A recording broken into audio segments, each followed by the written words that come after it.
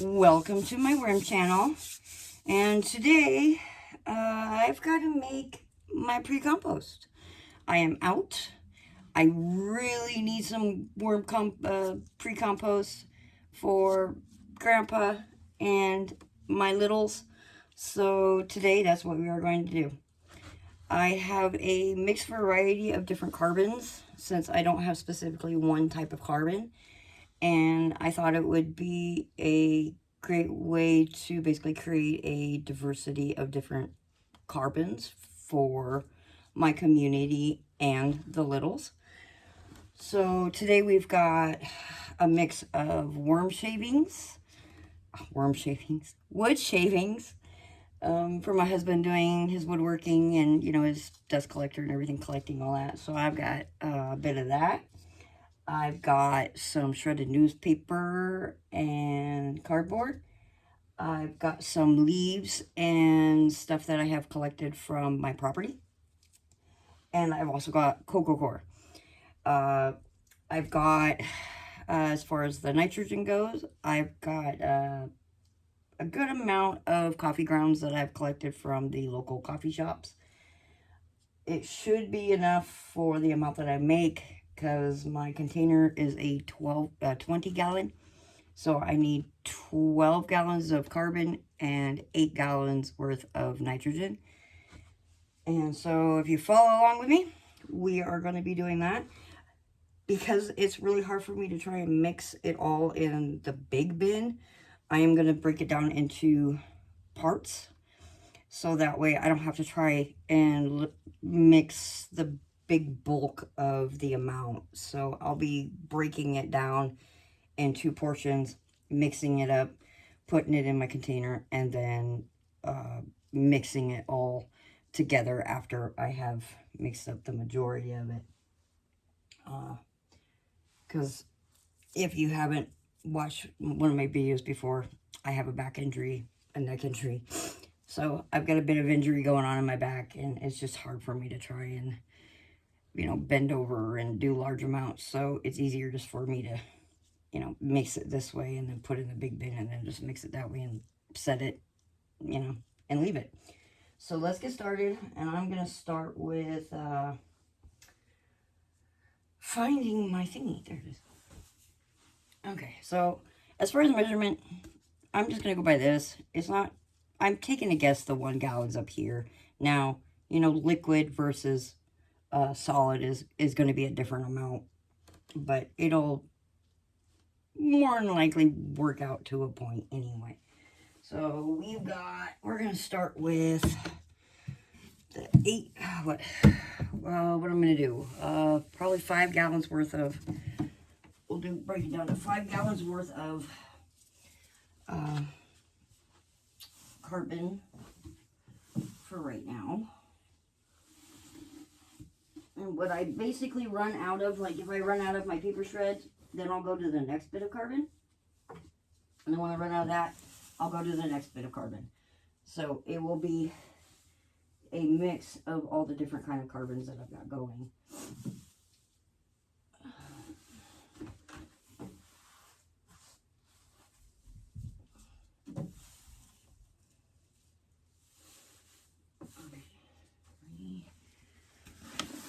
There's 3.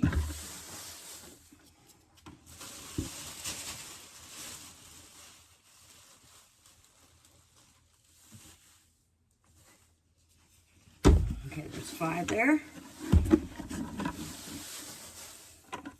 Now remember, we're doing 12 gallons of carbon and 8 gallons of nitrogen. So there's 5 so far. Now, we need 8 gallons worth, so we'll split this up into 4 gallons here, and roughly another 2 gallons of coffee grounds.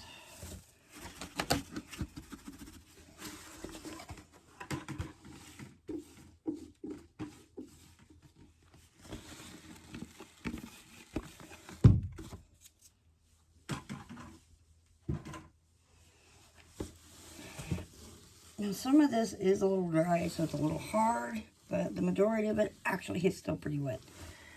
So this is going to be interesting to see how this paper works in here, since it is still pretty wet since I've had them for a couple weeks. But that's okay. It just adds the moisture into it. I just gotta keep track now of how many I've done. So I've done 5 gallons and 4 gallons.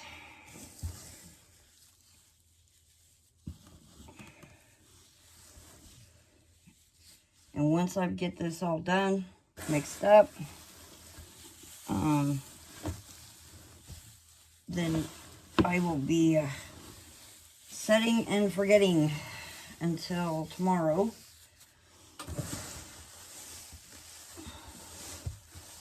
When I do my check-in on the temperature, we got to let it get hot. And then when it starts coming down, we add, I'm going to have to add a little bit more.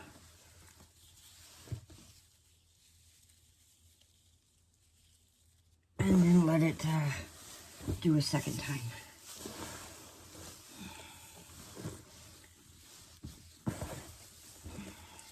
The first time I did my worm bin, I actually put fish in there.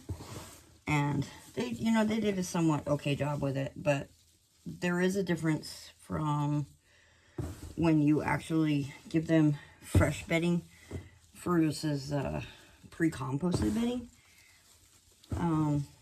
It's already got all the, you know, the inoculants, and which I will be also adding into here. So I like to add some of their actual bedding without, you know, worms in it, of course, because this is going to get heated up. It's going to cook it. So you don't want worms, but I like to still add their bedding that's already got all the microbes and the organisms in it to help break down everything and already be inoculated with all that. So we will be doing that as well.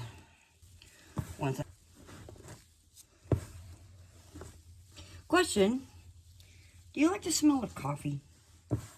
I know I do. I really do. I know Rockin' Worms, she's stated numerous times she's not a big fan of the coffee odor. But, you know, for me, I love the smell of coffee. Fresh brewed coffee is the best smell in the world. And then when you get into the coffee grounds, I actually like the smell of the coffee grounds. It's just a smell I actually enjoy. It's kind of weird. I don't know if it's just me, but I really enjoy the smell of coffee.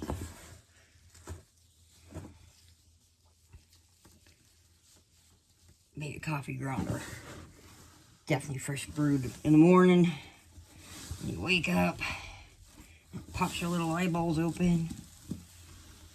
We are really warm today too. It is 80 something outside, and it's not even the hottest part of the day. At least down here it's somewhat cool, except for in this room. But oh man, it's hot today. We usually don't get this hot this quick. It's a lot of the times very gradual. Like we'll be in the 60s, and then we'll, or 50s, 60s, and then it'll start gradually going up. Nope. It was like, no, we're not gonna gradually do that this year. We're just gonna go from 50s to 80 some odd degrees and shock you all. 'Cause it is hot today. Though I know many in these other states, you know, I grew up where it was, in California, it was average about 110 degrees, you know, so I know that heat. And it was, there it was a dry heat. And then I never liked the heat anyway, and I don't actually really do well in heat. That's why I live in a state that's pretty much snow and cold 6 to 8 months out of the year. But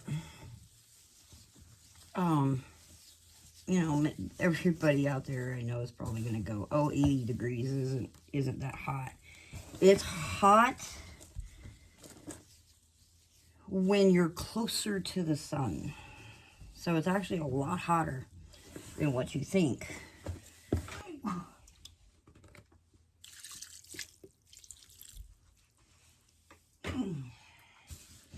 Sorry, I'm grunting, moaning, and groaning. My back's already... Oop. Oh, no. My back's already... Oh, no. I made a mess. That was not good. I just got that over my wall. You don't want to have dry pockets. You don't want to have dry anything when you're doing this, or even in your worm bed. But you don't want it too wet. So you do want to make sure when you are doing a pre-compost setup, especially, you don't have dry pockets. Because if you have dry pockets, it will not cook evenly. It'll only cook in certain areas, and when you go and work it, you'll find that dry pocket. And that dry pocket sometimes can interfere in its process. So you definitely want to make sure none of your bedding is dry. It's got to be moist. Not sopping wet, but it's got to be moist.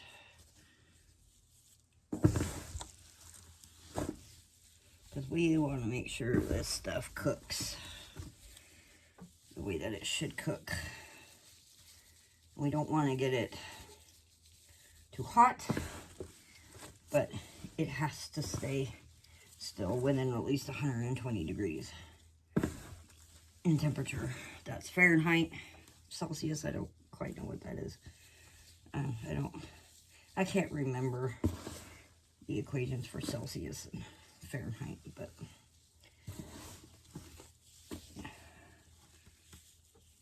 we got to keep it within at least about 100, we got to get it to at least about 120, and hopefully have it hold to about 120 for a little bit. We don't want it dry. Now this carbon, which is just basically shredded newspaper, I found a whole bunch of it downstairs while I was cleaning, and so I just shredded it up for the worms. Cardboard technically works better, but my shredder doesn't really like cardboard very much. So I've been thinking about maybe doing a little bit of an upgrade for a shredder that can handle doing cardboard a little bit better than what the current one I've got does. It'll do it, but I noticed it will kind of peter out a lot quicker when I try to do cardboard. So I don't do a whole lot of cardboard in it.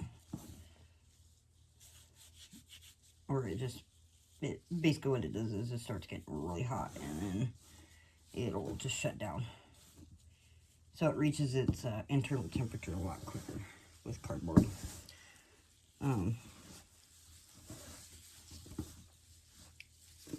So I got to see if I can locate a shredder that'll handle cardboard. Because heaven forbid, I get tons of boxes. My mom gets tons of boxes. We get quite a bit of boxes. And cardboard actually helps soak up a lot of the moisture too better than like shredded paper does. It doesn't really soak it up very well.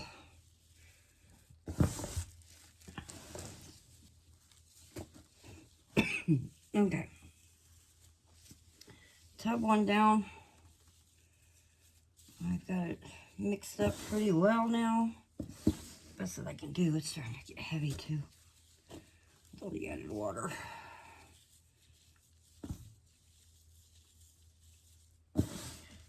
I try to break up a lot of these big clumps of coffee grounds as well, so it will evenly, you know, work.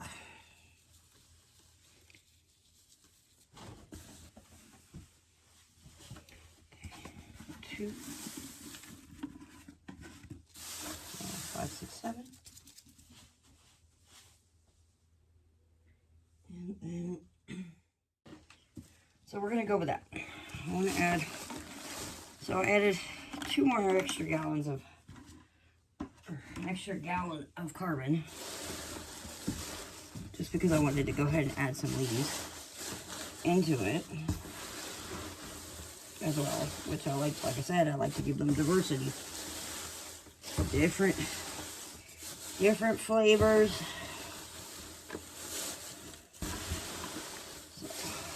So they've got paper.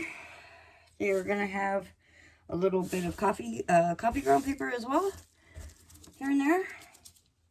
And then, oh, I still have to add, that's about a half a gallon.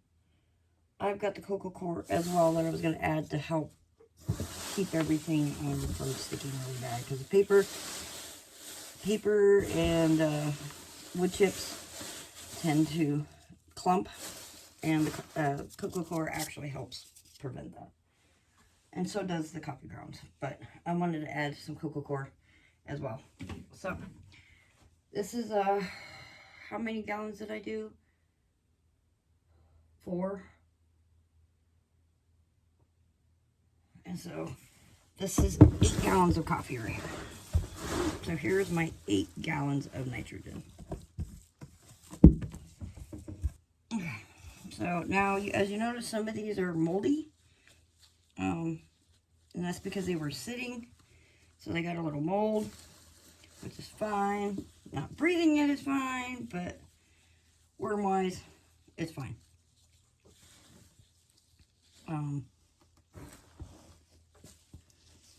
They like that.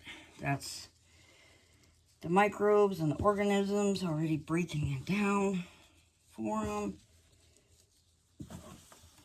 And they like it. It helps them, you know, eat through it.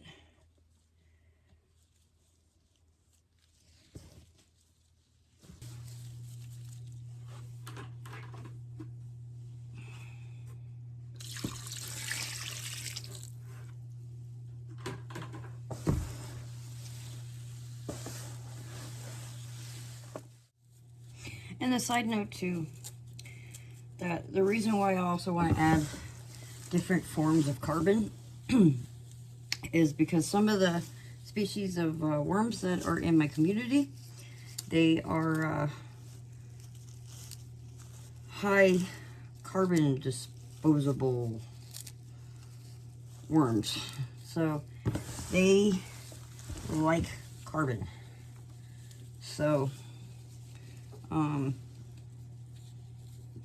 I want to add enough carbon in here to basically sustain them, as well as, you know, get this to break down and stuff. So I've got, you know, some will eat more of one thing than they will of another. So, like, one type of worm might, you know, strictly want to eat leaves. One worm might strictly want to go after the wood chips. One might, you know, literally just want to eat the paper. So this way, with the different variety of carbon that is in here, it will hopefully keep whatever that decides want to eat between the leaves, the wood chips and that. Now, as far as the wood chips go, they don't worms aren't really particular as far as, you know, like, say, cedar. It doesn't bother them because, you know, we've got a lot of cedar trees that have, you know, been down, and, you know, you lift up a cedar log and you've got worms under there. So they aren't particular as far as that goes. They'll still eat it. So the wood chippings is like a mix of, I'm taking a guess, mostly birch, since my husband's been playing around with birch, but it does have some cedar here and there in it, and I'm not worried about it. So they will, they'll eat it. And as far as the leaves go, I don't cook them. I don't do anything special with the leaves whatsoever. So whatever organisms come in on the leaves, comes in on the leaves. Especially when it comes to, you know, doing a pre-compost, it's going to get hot anyway, so it's going to kill off anything else that, you know, as far as the critter has come in. It'll kill them anyway, so I'm not really worried about it as far as a pre-compost. And then if there's any, you know, living organisms that did manage to survive, like as far as a fungi or something like that, which I try to get some that have, you know, the natural funguses and stuff. But I caught this stuff, I gathered this stuff around the time that we were actually getting quite a bit of rain still. So there's not really any funguses going on because it just has not been warm enough for them to start producing.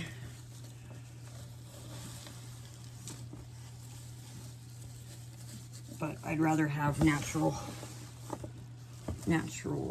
nature anyway.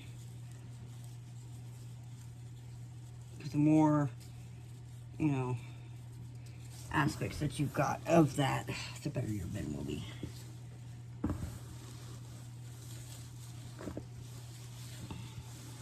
Keep it all natural, the best that you can, in my opinion.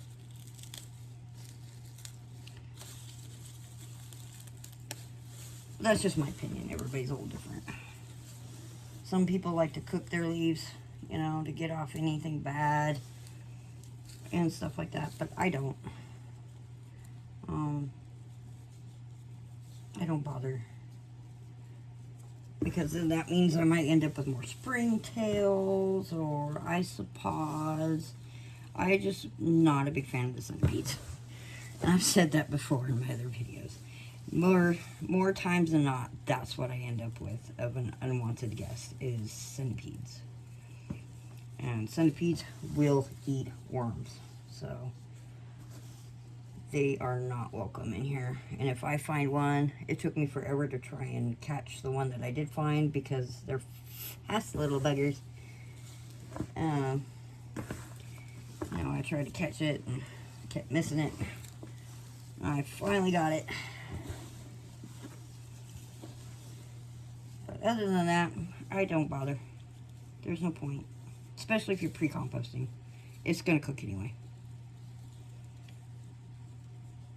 It will kill whatever bin creatures you got. Getting up to 120 degrees. So 116, you know, to 120 degrees. It's going to kill them. So I'm not at all worried about it. Now, if I add leaves to my bin, I still don't cook it. I don't feel the need to remove the good stuff that is in, you know, what actually helps break things down for the worms. Because that's basically when you cook it, put it in the oven, that's what it's going to do. It's going to kill it all. Kill it all off. And, you know, it's not going to help. It's not going to help your bin. Now, this, I'm only saying I don't do it because it depends on where you live. I live out in the woods. I don't use chemicals or anything, you know. And where I collect it at is out, you know, I got a pretty good sized piece of property with, you know, I live in the woods. So I just go out and gather it, and I just plop it right in. Now, if you are in an area where you spray, or you know you have possible chemicals, you know, floating around, I probably wouldn't do it. Because you don't know if those chemicals will actually affect your worms any. So it kind of depends on your current situation. I can get away with it just because I get it literally from, you know, the woods where there's no pesticides or anything, and I don't spray or do any of that out here. So I can actually feasibly get away with it. Somebody else, like out in, you know, your city areas, you got to be careful. Like where I growing up, we had crickets everywhere. And then, you know, new neighbors came in, and one in particular, that woman was literally OCD as far as, you know, spraying and, you know, getting rid of those slugs at 10 o'clock at night with a umbrella and a flashlight, you know, spraying the slugs. We started seeing a decline in the crickets. So, you know, it really sucks that people are that hell-bent on taking out, you know, bugs like that so bad that they kill off other populations of needed insects, you know, and stuff. You can do it other ways without, you know, contaminating the whole area and stuff. And then the neighbor next to us started spraying and doing all his stuff, and it just got to the point where we didn't have crickets anymore. You didn't hear one cricket at all. And that is my favorite sound, is listening to crickets. Now, where I live now, I still don't get to hear crickets. And I think it's just because we're too far up and we get too cold. Because we get slightly colder than down in the town does. So I think that's just the reason there, is we're too high up and we're too cold. Because I haven't heard one cricket in my place. But when I go into town, driving down the road, you hear crickets all over the place on the side of the road. It's not fair. But you know, it is what it is. If they don't like being this high up, then, you know, that's their natural thing. I can't really complain, but at least I get to hear them down in town.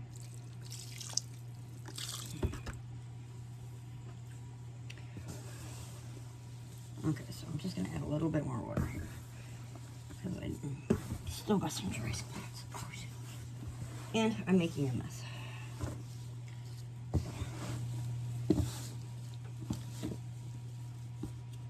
If you notice, I also just keep doing it continuously. I want to make sure it's mixed really well.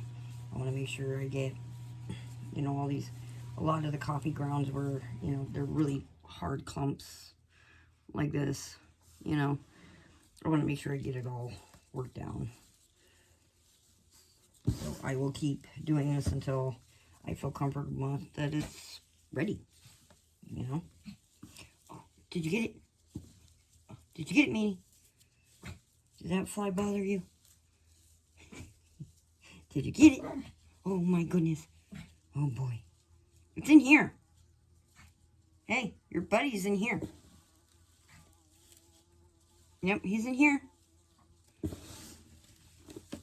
Manny, your fly's in here. He's right there. Hear him?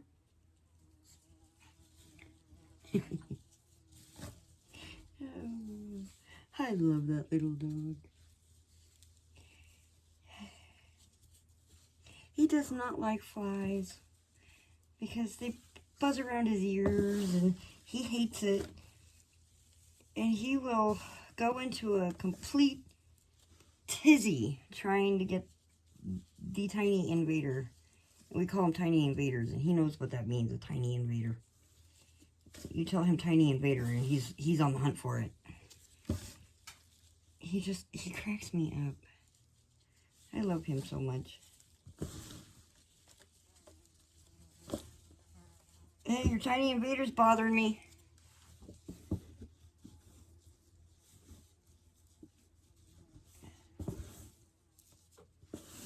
You failed to get it. Oh, you're gonna hide under there so it don't find you? Oh, that's a new one.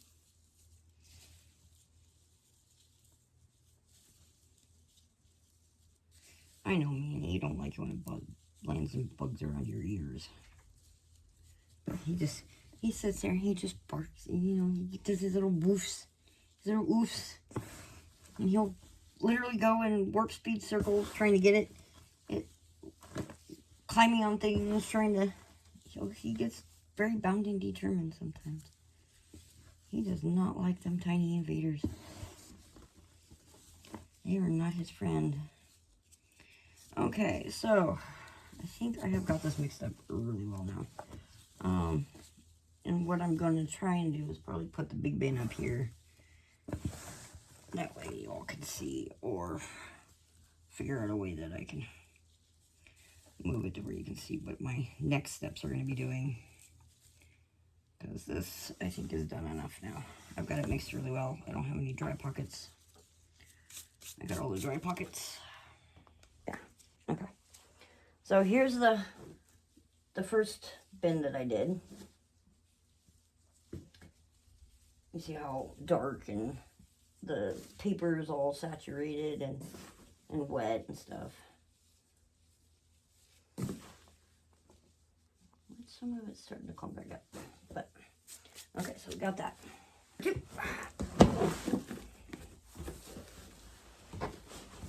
Now this is going to be fun because I've got a full container now to try and mix everything else that I'm going to be adding. Oh, I guess I missed a dry spot. Okay, I'll just mix that in there. Carbon. So 13 and then 8 gallons worth of nitrogen.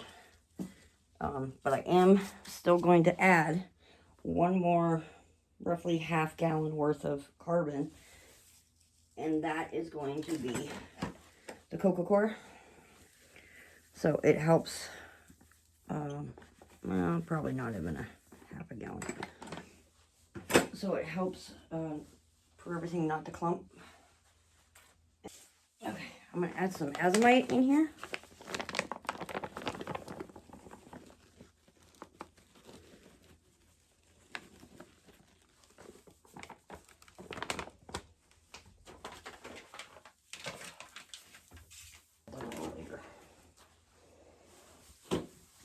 So let's start mixing this.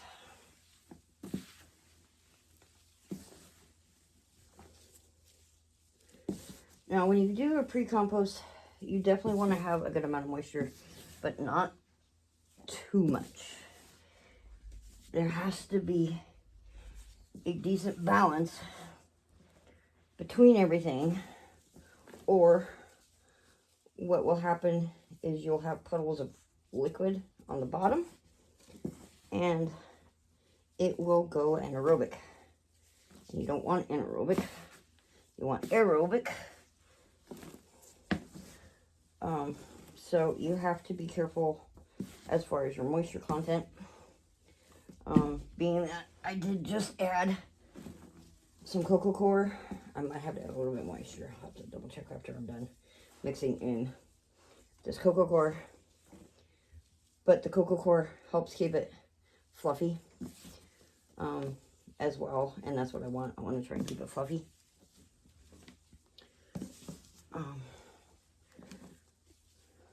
And the cocoa core does help do that. Plus, it does help hold on to the moisture in here as well. So, we want to try and get it as mixed up as humanly possible. That way, when it starts cooking, it will cook fairly even. And it'll also hold its temperature and moisture as well. Okay, so I added just a little bit more cocoa core. I apologize if I'm in the way. This is not easy to mix at all. Not for me, anyway.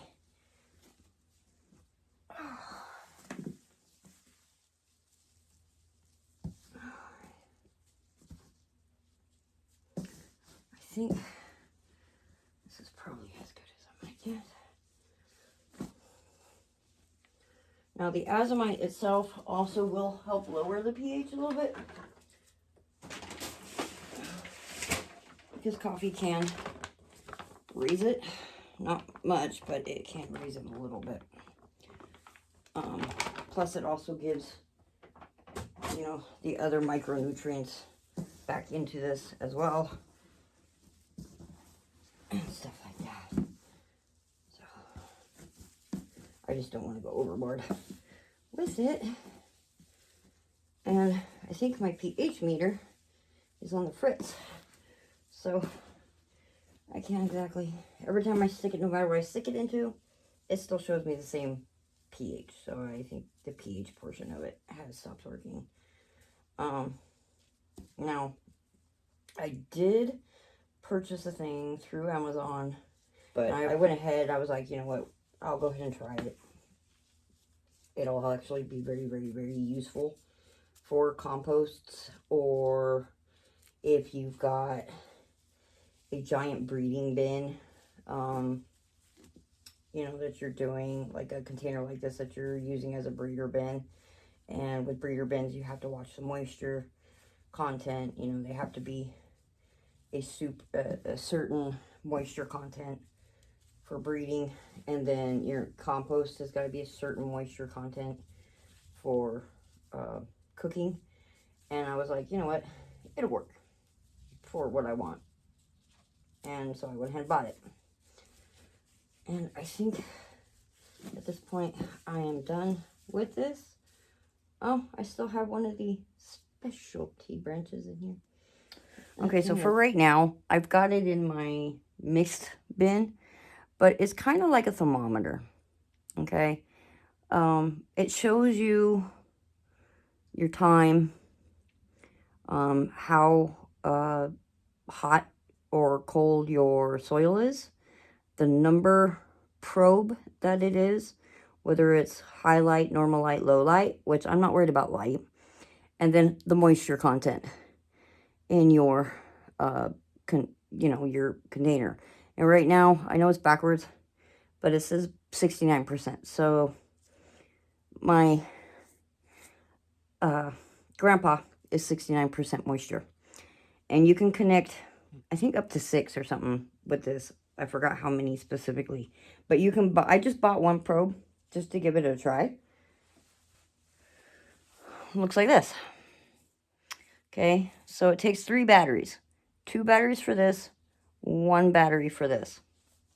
And then it says it's got to at least have about 2 inches worth of soil for it to be in. Now that I've changed it, it's going to blink. And so now it is registering 71% moisture. Let's see if it goes up anymore. So it says I'm 71% moisture and 70 degrees Fahrenheit. Now this also does it in Celsius, so that's 23 degrees Celsius.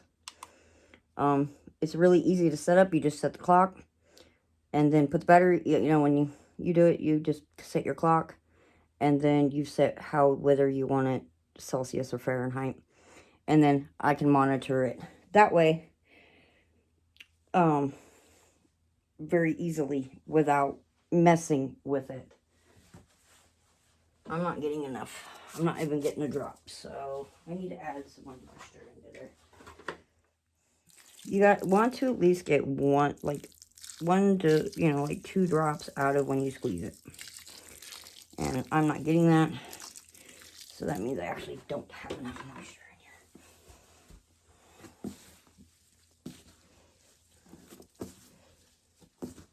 It's pretty much like if you were doing outdoor compost, but you're doing it indoors. Now you do it outdoors, you have your nitrogen, you know, you still have to have your nitrogen, you still have to have your carbon, you still have to have your moisture for it to heat up. So it's literally the same concept. I've never done it indoors until recently, and I did wind up having a problem with my previous batch that I added a little bit too much nitrogen when I added a little bit more for a second go round, and it wound up going aerobic, which kind of wound up being a very strong fermented smell. Okay, it was very fermented. And if you know what a strong fermentation smell is, that means I added too much nitrogen to it. Because I did, you know, I asked some questions and I looked up online and I'm like, what, you know, caused this particular odor?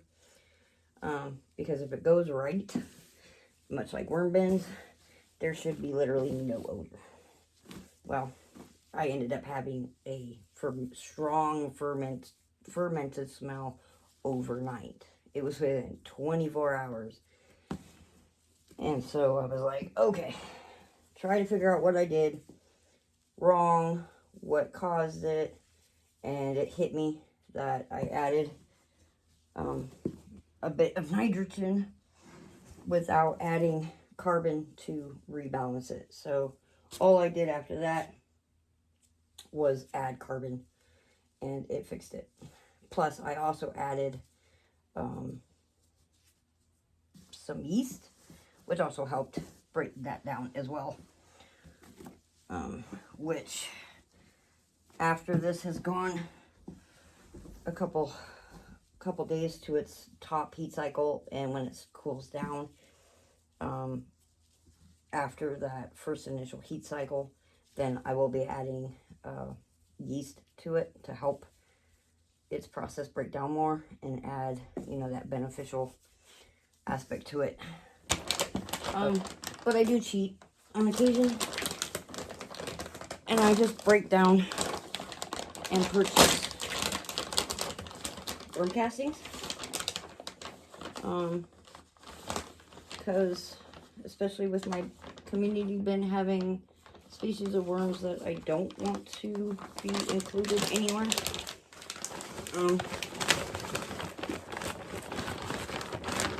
I cheat.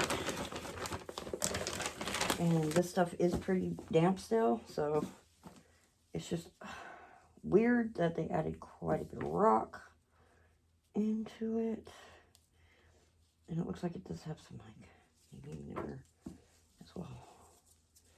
It looks more like a worm casting. No, it's worm casting. But I think they chip you on mulch. A lot of mulch in it too. So there's a bunch of rocks and a bunch of big branches. So I think they're chipping is what they're doing. Yeah, I think they're chipping people. But that's okay. For now, I just will know not to buy this brand again. They've got a lot of mulch in it and stuff. But we want to mix it all in there. as much as we can. Okay. I hope you enjoyed this on how you can do a pre-compost for your worms, which I highly recommend if you are to work, you know, do this with worms.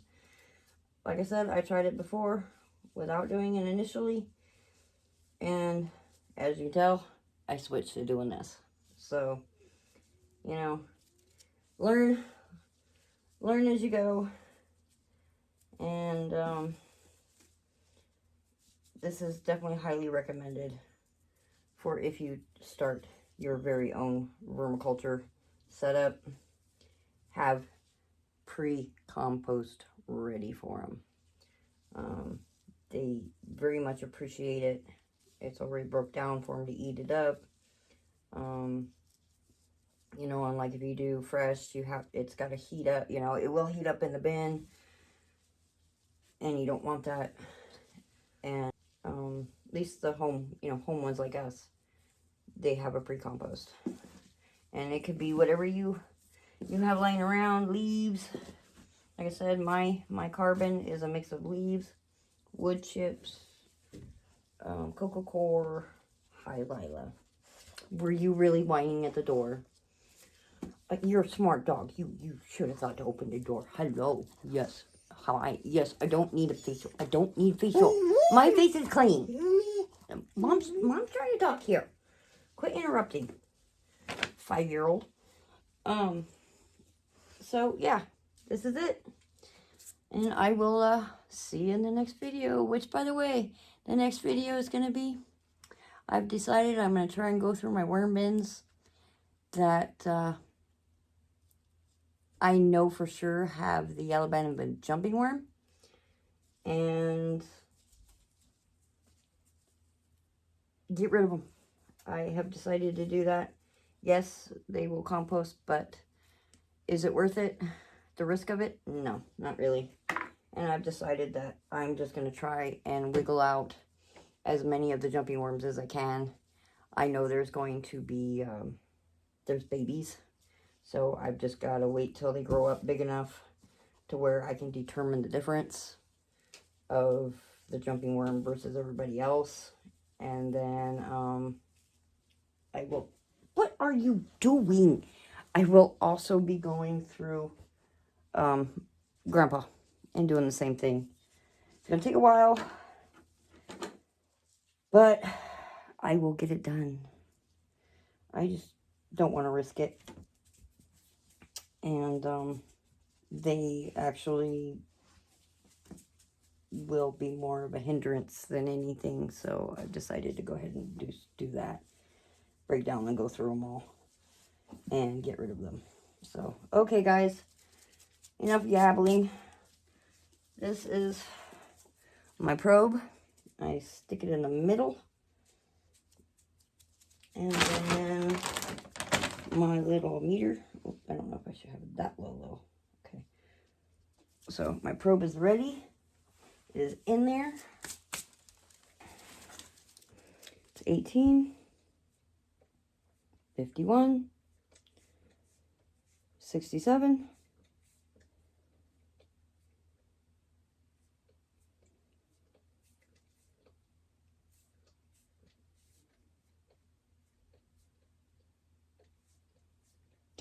67 moisture and 71 degrees in temperature. So now we just gotta wait. Have a good one, and we'll talk to you later.